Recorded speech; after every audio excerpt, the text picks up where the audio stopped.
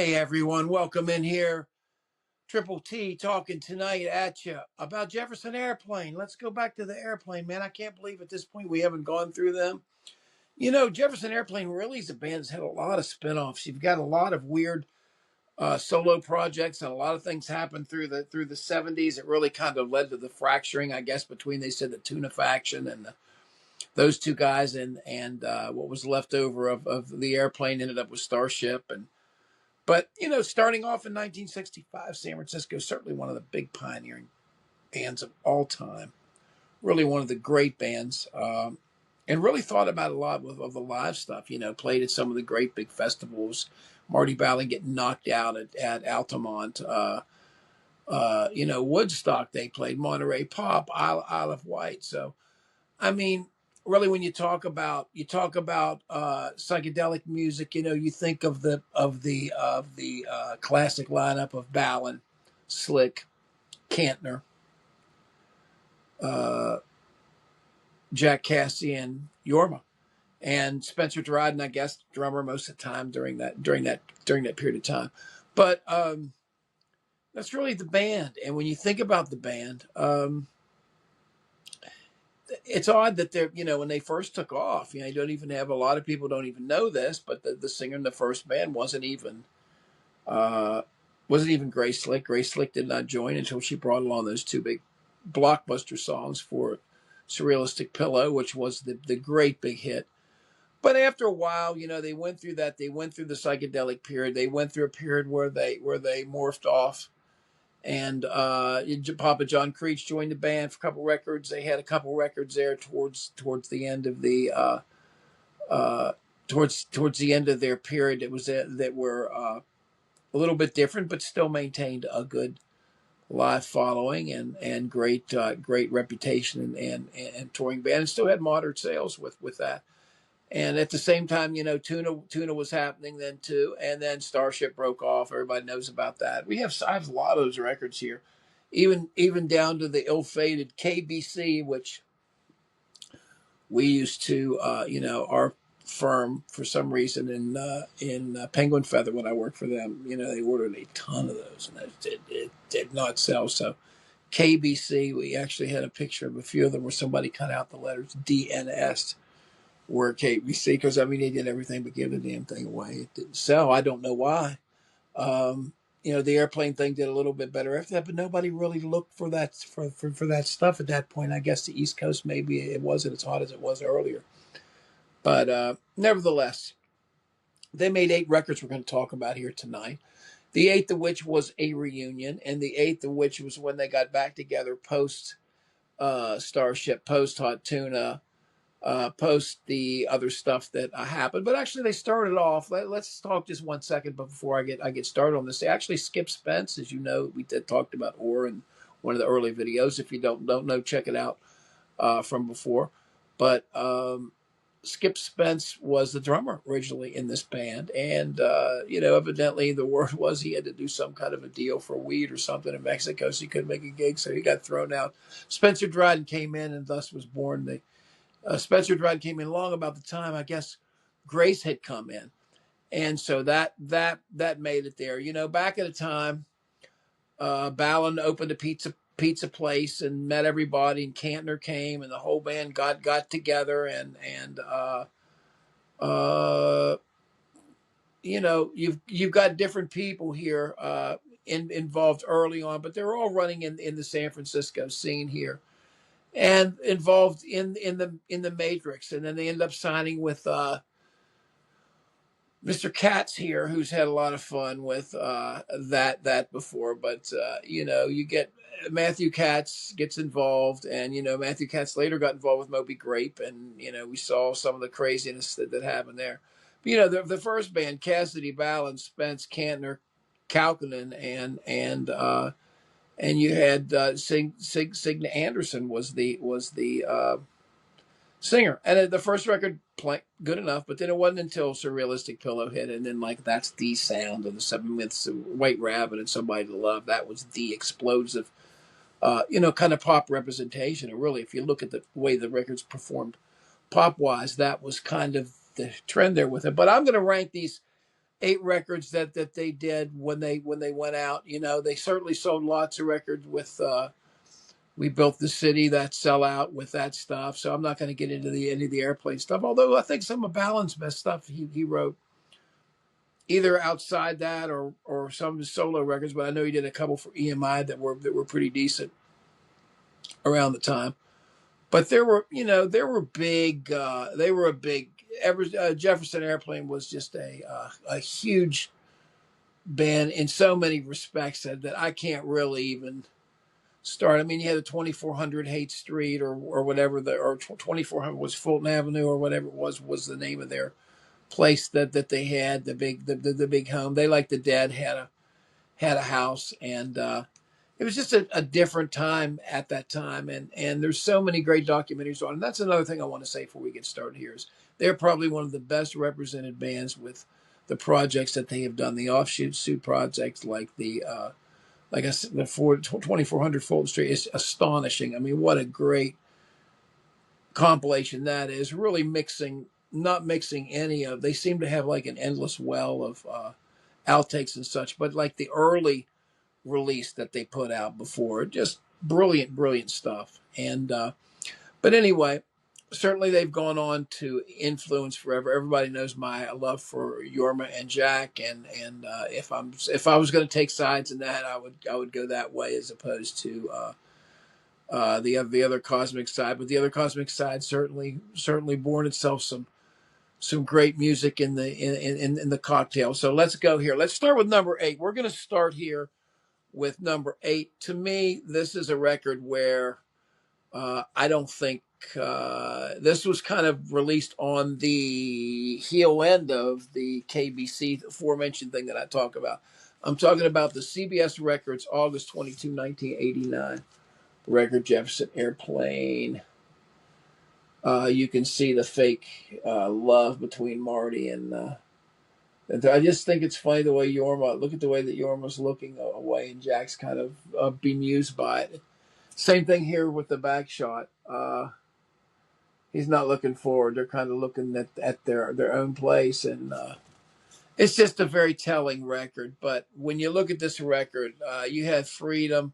You've just got some pretty hokey stuff here. Summer of Love, which you should know better than to touch a subject like that or whatever. But it's just another type of an attempt, I guess, to try to make it that way. Ron Nevison production, the guy that did Heart and different stuff, and Greg Edwards. And anyway, nothing going on here, man, because there's nobody really gave their good songs here with it. I don't think anybody really at this point. Everybody probably thought, I've got my money and my numbers wrapped up in something else. This is really a situation where they were almost approaching when it came to getting together. They were almost approaching yes them, in that everybody had a separate lawyer and everybody had a separate interest and stuff. And it just gets to the point really where if there's so many hands out there, you can't really make money in a project. And I'm sure this one did not. The next one here I'm going to go to, I'm probably going to surprise you with, but the next one was one of the records, and I will make a confession right now. Even though he played with Frank Zappa, even though I have pretty much every record he ever made. I'm not a Papa John fan, man. I never was. Don't like it's kind of annoying to me to be cranking on in the background. I'm not saying he's not a bad player. This album, some people don't think is that bad. It's 1972. It's a different type of record. Certainly, this is the one where you have your little box. You can, you roll your little weed box in, and this one's not constructed yet, thank God. But you can see the way, ha ha ha. It's great. I mean, I like the Cheech and Chong thing, but it's really not a substitute for the. And there's the good. It looks like Mexican. It doesn't really look like that good weed, does it? At least not in 2026. It doesn't. Does it? You can't see any trichomes on chromes or whatever it is on the. Oh, shut up, Tony. Anyway, they got this. They got these long things rolling here, and this is, are there good moments here? There's a couple. really, there's a lot fewer than this. I had a hard time, when you're looking down here at the bottom. I will tell you the truth.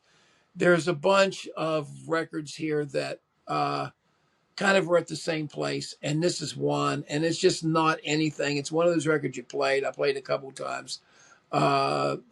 Milk Train was the thing I heard it because I don't like Papa John. I didn't think it was great. I like the Yorma Trial by Fire thing. East Starch Mom thing. Long John Silver, not so much. That's a Jack Cassidy song, which is interesting, but airy. No, I'm just not. And the Son of Jesus, just too far. And you see this record, and they had their custom label. This is another grunt one, and it's beautiful, and I'm sure that it's sold fine. But it's my number 7. If you're going to rank them all, number 8, and I'd give it probably 2.5 stars. Of that I'd give the first one probably 2 stars. After this, where are we going with this? Well, I'm going to go all the way back, man. I'm going to go to Jefferson Airplane Takes Off. I don't think that, again, I have a hard time ranking this anything in it because to me, there's more of a contrast between this record and the other records that they made. I'm not talking about the live records. The live records like Bless His Pointed Little Head and After Bathing It Back, and well, not After Bathing It Back, but 30 Seconds Over Winterland. They're pretty spotty. This sounds great, but it just sounds like it's produced completely different. And this was engineered by Dave Hasslinger here, and it's produced by Matthew Katz and Tommy Oliver. And this was really before uh, Al Schmidt came into the place, and it had a different sound. And with Sings, it had a different sound, and with the drumming, it was different. Tobacco Road was something you may have heard before, but truthfully, there's a couple good tracks on this record, and it's a new sound, but it certainly did not have the bite. Yorma did not have the bite or the really the material or anything yet to step out the way that they would later. But this is going to be my number 6 record, the first Jefferson Airplane. Jefferson Airplane Takes Off. And again, this was released all the way back in 1966, released in August 1966. It wouldn't be too long until things changed, but we're not there yet. Let's go to my number. What do we got? 5, 3, 2, 1. This is my number 5. I'm sorry, I keep losing track of this guy. Number 5.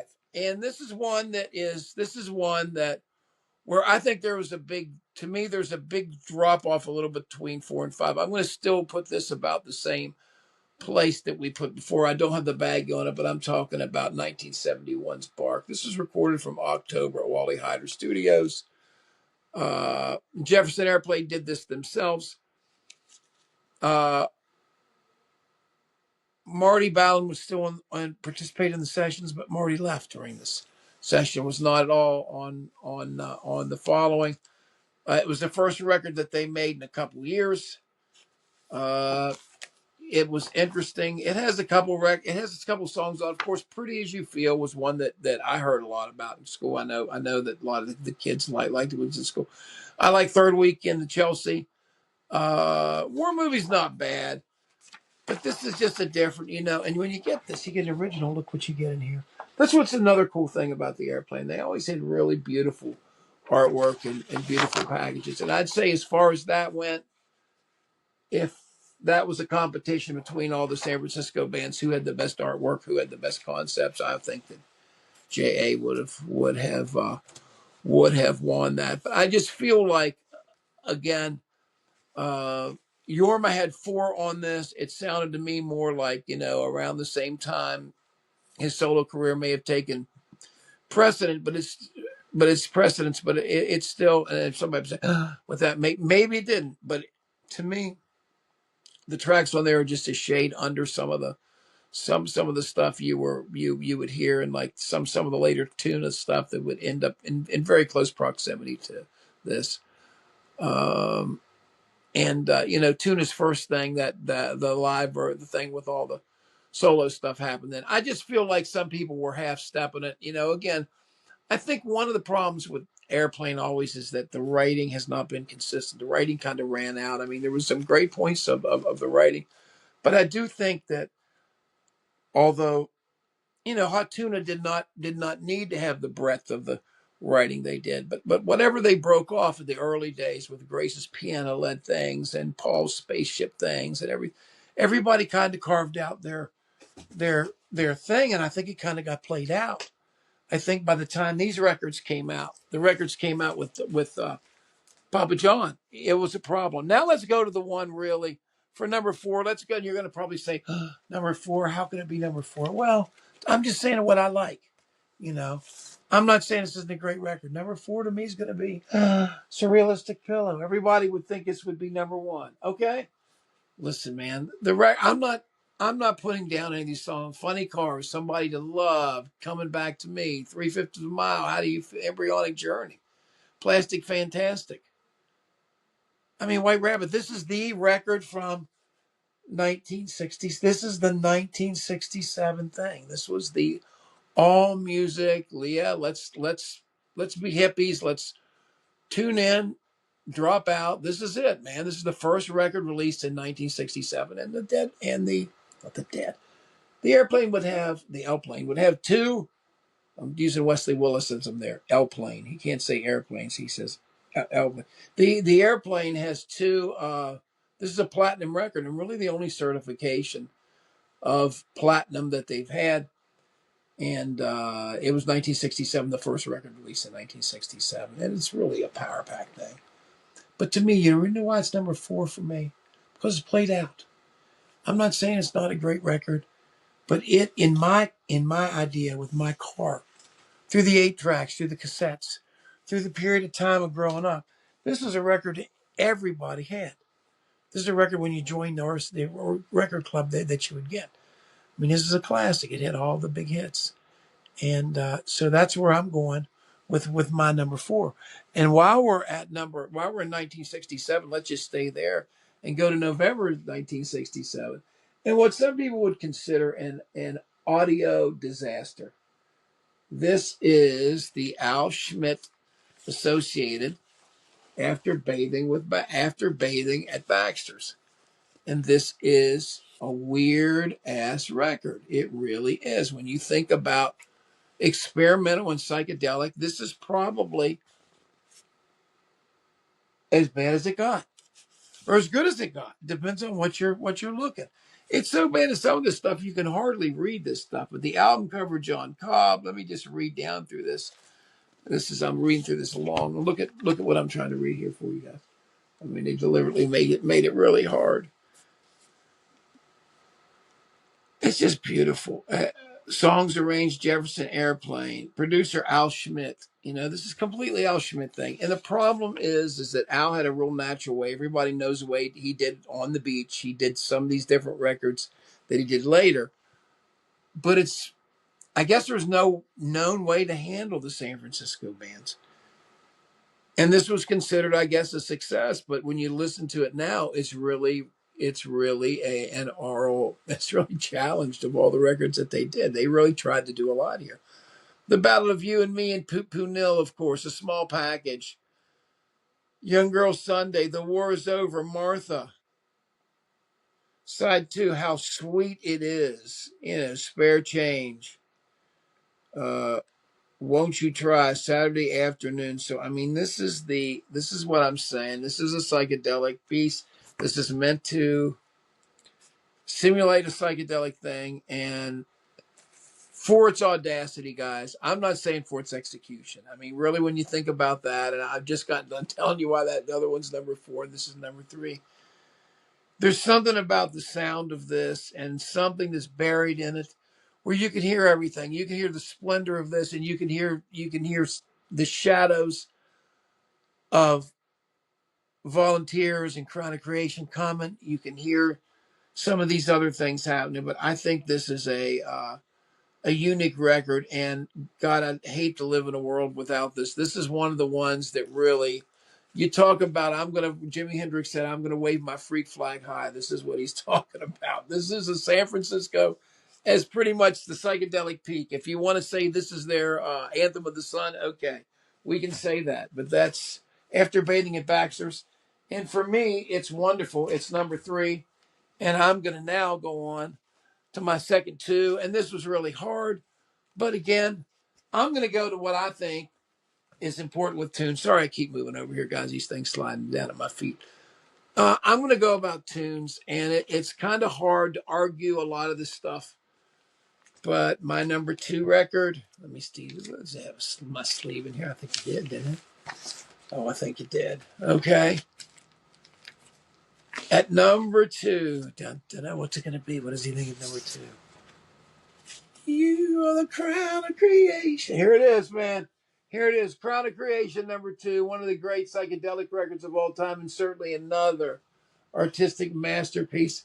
Count Basie had a record, Atomic Basie, about that time, too, with the atomic bomb on, but you see the whole band here before. And here's what's really cool. The inner sleeve for this, they had a little doggy there. Brutus or whatever they called him. That's really nice. But you've got Ice Cream Phoenix in here. Charles Cocky's song along with Yorma. Crown of Creation. Greasy Heart, your typical slick, kind of wrenching manner. And then the house at Puno Corners, which really worked out good, and that was a kind of a good balance between him and Paul. And I think when the guys tried to balance things out, they certainly could. But of course, the triad David Crosby thing, and Star Trek In Time, and of course, Lather was 30 years old today. That is the lead-off track here. I don't know, guys. This is just deep psychedelia. This is kind of the uber stuff. I mean, this and the next record to me hold a special place, and in that I think they really, and I guess Crown of Creation did maybe a little more than the